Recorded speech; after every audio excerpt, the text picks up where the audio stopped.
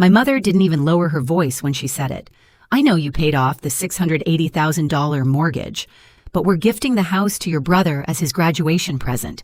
I was still holding the phone when she added almost cheerfully, "And you're not invited to the party." The room around me went quiet, in that sharp, unreal way, like every year I'd spent saving that house evaporated at once. I turned to my uncle, the only person who knew the truth, and asked, "You want to tell them, or should I?" Because 3 days later, nothing about their big day looked the same. I grew up in a 2-story house on a quiet street in Rochester, the kind of place where neighbors waved from their porches and every season had its own sound. To most people, that house looked steady white, citing a porch light that never quite warmed up curtains my mother loved to iron. But inside there was an order you learned early, or you suffered for it. My mother, Angela Dawson, owner of a busy neighborhood restaurant and the unquestioned authority of our home, had a way of turning her version of events into fact. She carried herself like someone who held the family on her shoulders, even when the weight came from choices she refused to face. My father, Gregory Dawson, my quiet, agreeable dad, who worked long hours as a mechanic, mostly followed her lead. He rarely pushed back, not even when the truth bent so far it scraped. And then there was Dylan, my younger brother, 4 years behind me, but always miles ahead in my mother's eyes. He got the new backpacks, the weekend trips, the extra tutoring when his grades dipped. I got, "You're strong, you'll figure it out." She said it like praise, but it felt like dismissal wearing cheap perfume.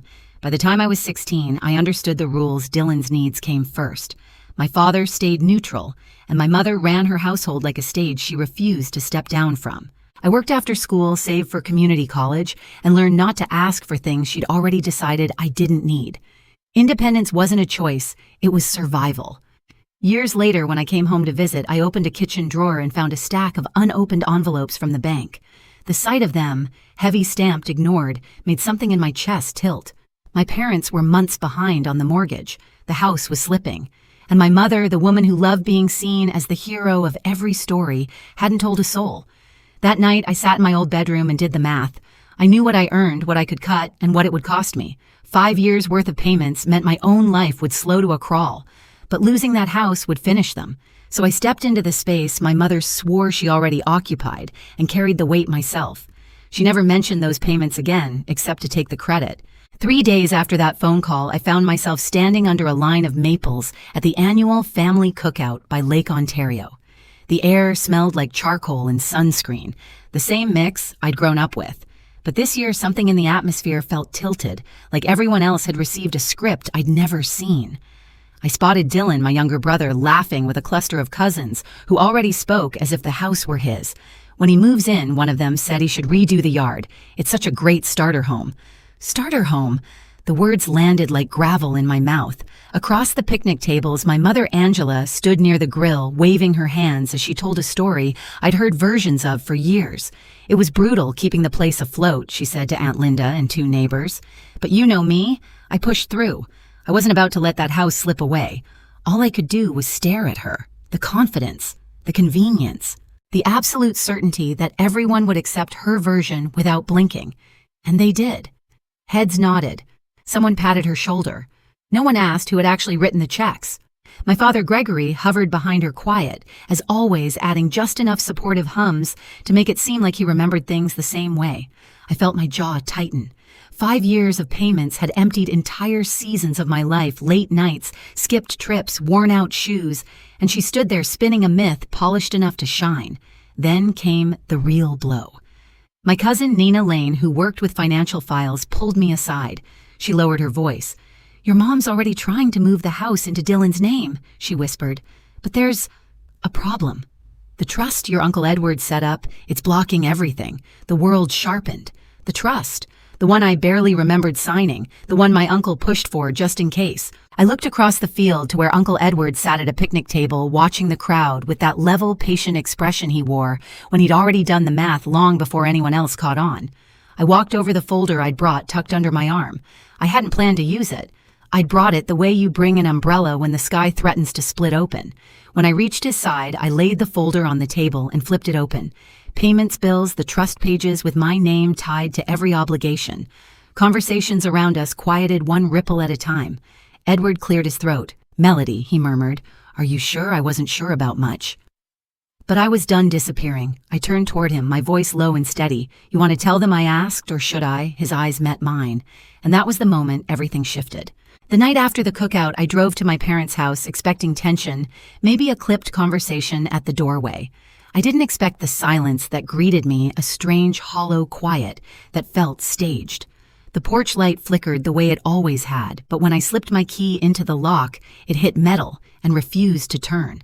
I tried again. Nothing.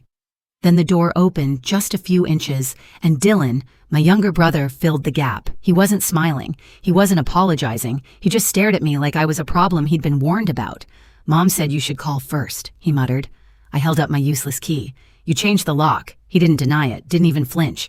"This place is kind of in transition right now." Transition. As if the house I'd kept alive was shedding me like old paint. Behind him I saw moving boxes, his. My parents stood farther back in the hallway, not close enough to engage, but close enough to witness. My mother's expression was unreadable, but my father's eyes dropped the moment mine rose to find his. "Dylan," I said quietly, "move." But he didn't. He pulled the door until only a sliver of light framed his face. "Mel," he said, and for a second his voice softened, almost pleading, but then it hardened again. "Mom doesn't want drama." The lock clicked, the porch light flickered, and I stood there with a key that meant nothing. The drive back to my apartment blurred. By the time I walked inside, my chest felt too tight to breathe. I kicked off my shoes, pulled down the storage box from the top shelf, and dumped everything onto the kitchen table. Payments, bills, late notices from years ago, copies of the trust. Every receipt I'd kept so I wouldn't forget what I'd sacrificed.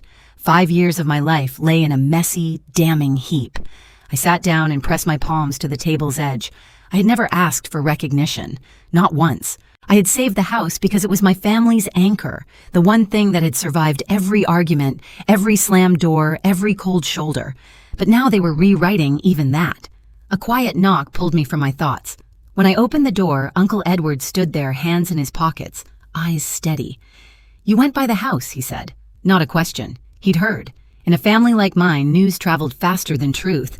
I led him inside, gestured toward the spread of papers. He exhaled long and slow. "Your mother's pushing hard, harder than I expected. Luckily, the trust gives you leverage. More than leverage, actually. I felt something shift." "What do you mean?" He tapped a clause with his finger. "This line. Your payments don't just tie you to responsibility. They tie you to control." Those words sat deep like a stone dropping into water. The next morning, I took the entire box to Patrick O'Neill, the attorney I'd been referred to. He studied the trust flipping pages with the kind of focus that made the air feel sharper. "Melody," he said, "you're not powerless. If they're trying to transfer the property around you, you have full grounds to stop it." He explained the process step by step: formal filings property, review a temporary block on any transfer. Everything was legal, structured, quiet. Once you file, he said, they won't be able to hide this. I walked out of his office with the paperwork already drafted. Back home, I signed. I submitted. I waited. 3 days, I whispered to myself. 3 days was all it would take. 3 days later, my brother's big day turned into something none of them could control. I drove down their street just as the sun pulled itself over the rooftops, throwing long, pale lines across the pavement. Balloons were tied to the mailbox. Folding tables were already set in the yard, covered with graduation decorations in my mother's favorite colors. From a distance, it looked like a perfect morning, like the version of our family she always tried to sell to the world. But halfway up the driveway, a white city vehicle was parked in front of the porch. 2 officials stood on the steps with clipboards in hand. Martha Reed, our neighbor who lived directly across the street, watched everything from her window. She wouldn't have to say much later. Her eyes had already taken the whole story in. My mother Angela opened the front door wearing a smile meant for guests. The smile broke the second she saw the uniforms. "Is something wrong?" she asked, already bracing her voice. "Ma'am," one of them said, "we're delivering formal notice. This property has an active dispute filed under the trust connected to your home. Due to the terms in that filing, no transfer can proceed until the review is complete." I watched my mother's face freeze, not in fear at first, but in disbelief that someone dared interrupt her script. "There must be a mistake," she insisted. "We're simply gifting the property to our son. It's our home." The official shook his head. "Not according to the trust and the payment records attached to it. The name listed here, he tapped the folder, holds authority. Not yours. For a moment she didn't understand, or maybe she refused to.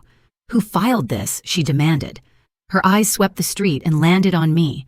The air between us tightened.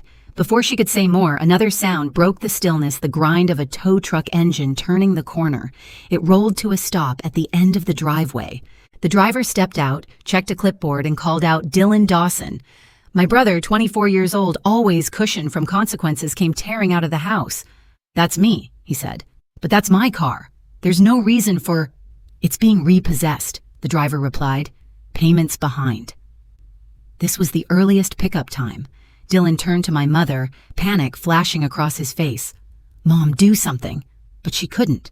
There was no check she could quietly write, no bill she could slip into the trash, no narrative she could twist fast enough. The truck lifted the front wheels of his car, the metal clank echoing through the yard. Several relatives, already arriving early for the celebration, stopped mid-step. Balloons fluttered overhead. The whole scene looked surreal, like a party collapsing under its own decorations. I stepped out of my car, calm in a way even I didn't expect. Patrick O'Neill, my attorney, pulled up behind me. Uncle Edward walked at my side. We approached the porch together. My mother stared at me, color rising in her cheeks. "You did this," she hissed. "I enforced the trust you signed," I said, voice steady. "Nothing more." "This is your brother's graduation," she snapped. "He deserves this house." "He didn't pay for it," I replied. "And you know that." "That doesn't matter," she shot back. "It matters legally." Patrick interrupted, stepping forward. "Mrs. Dawson, the trust was created years ago to protect this property. At the time, you agreed that the individual making the payments would have final authority. That individual is Melody." My father, Gregory, slipped onto the porch, rubbing the back of his neck like he wanted to disappear. "Let's just calm down," he muttered. But he wasn't talking to my mother. He was talking to himself. Angela pointed a shaking hand at Patrick. "We didn't mean for that to be permanent. That's not how trust agreements work," Patrick replied gently. "And your attempt to transfer the house behind her back triggered the review." Murmurs spread among relatives, forming a semicircle on the lawn. My cousin Aunt Linda's daughter whispered loudly, "Wait. Melody paid the mortgage." Another cousin frowned. For years, and nobody said anything. My mother's lips were trembling now, not with guilt, but with the realization that her story was slipping. That trust was for emergencies, she insisted. It wasn't supposed to give her control. Uncle Edward took one small step forward, his voice calm but unshakable. "Angela, I set up that trust because you and Gregory were drowning. You signed it willingly, and Melody saved your home. If she hadn't stepped in when she did, the bank would have taken everything." My mother blinked rapidly, anger, panic, and denial fighting for space. "This is still our house," she said, almost pleading. "We built our lives here. And I protected it," I answered softly. "I just didn't realize you'd erase me to do it." She turned to my father as if searching for backup, but he dropped his gaze. For once, even he couldn't pretend. Patrick opened the folder. Under the trust, Ms. Lane may decide how the property is handled. What happens now is her choice. My mother looked at me like I'd pulled the floor out from under her. What are you doing?" she whispered. "I'm enforcing boundaries," I said, something I should have done years ago. Behind her, I saw the hallway, the same hallway where I dropped my backpack as a kid, the same place I'd heard whispered arguments about money, the same path that now led to Dylan's boxes stacked like trophies he hadn't earned. "This house won't be transferred," I continued. "You'll have a set amount of time to move to the rental you signed for. You're kicking us out." Dylan burst out, disbelief cracking his voice. "After everything Mom did for you," the irony almost made me laugh. Instead, I breathed. "I'm not kicking anyone out," I said. "I'm following the agreement Mom signed, the one that gives me responsibility and authority. I'm your mother." Angela snapped, suddenly voice breaking. "You can't do this to me."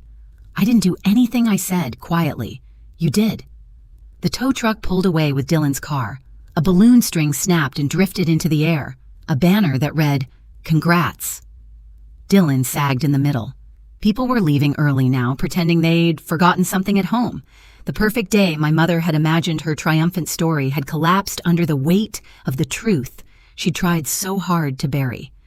Angela took a small, unsteady step backward. My father caught her elbow. Dylan stood still, finally silent.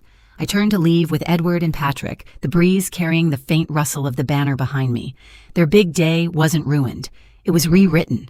In the weeks that followed, everything settled into a quieter, truer shape. The property review confirmed exactly what Patrick had predicted. The trust stood firm.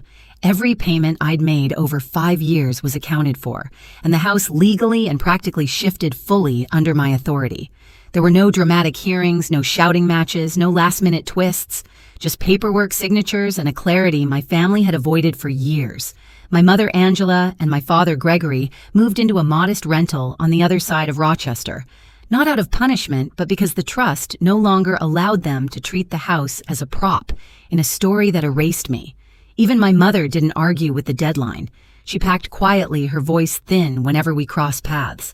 My father kept his head down, helping her carry boxes to the car.